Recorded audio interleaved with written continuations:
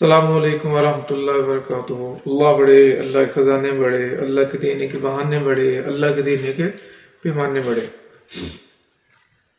حضرت عثمان رضی اللہ عنہ سے حضور اقدس صلی اللہ علیہ وسلم کا یہ ارشاد منقول ہے کہ تم میں سب سے بہتر وہ شخص ہے جو قرآن شریف کو سیکھے اور سکھائے۔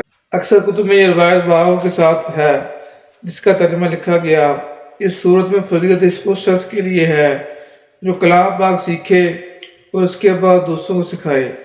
لیکن بعض کتب میں یہ روایت آؤ کے ساتھ وارد ہوئی ہے: اس صورت میں بہتری اور فضیلت عام ہوگی کہ خود سیکھے یا دوسروں کو سکھائے، دونوں کے لیے مستقل خیر و بہتری ہے۔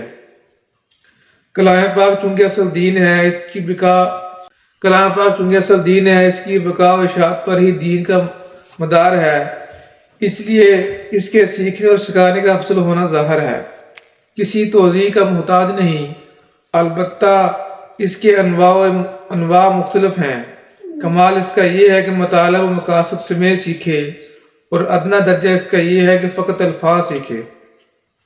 نبی کریم صلی اللہ علیہ وسلم کا دوسرا ارشاد حدیث مذکورہ کی تائید کرتا ہے جو سعید بن سلیم سے مرسل و منقول ہے کہ جو شخص قرآن شریف کو حاصل کرے اور پھر کسی دوسرے شخص کو جو کوئی اور چیز عطا کیا گیا ہو اپنے سے افضل سمجھے تو اس نے حق تعالی شانہ کے اس انعام کی جو اپنے کلام پاک کی وجہ سے اس پر فرمایا ہے تحقیر کی ہے۔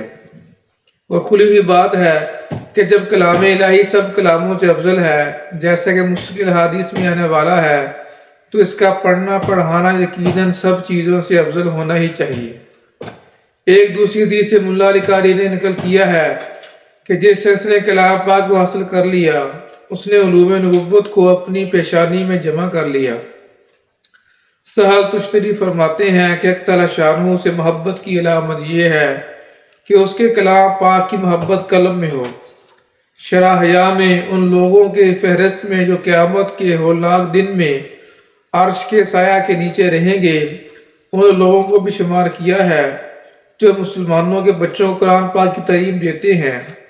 نیز ان لوگوں کو بھی شمار کیا ہے جو بچپن میں قرآن شریف سیکھتے ہیں اور بڑے ہو کر اس کی تلاوت کا اہتمام کرتے ہیں۔ اللہ تعالیٰ سے دعا ہے اللہ تعالیٰ ہمیں قرآن شریف پڑھنے اور پڑھانے کی توفیق نصیب فرمائے۔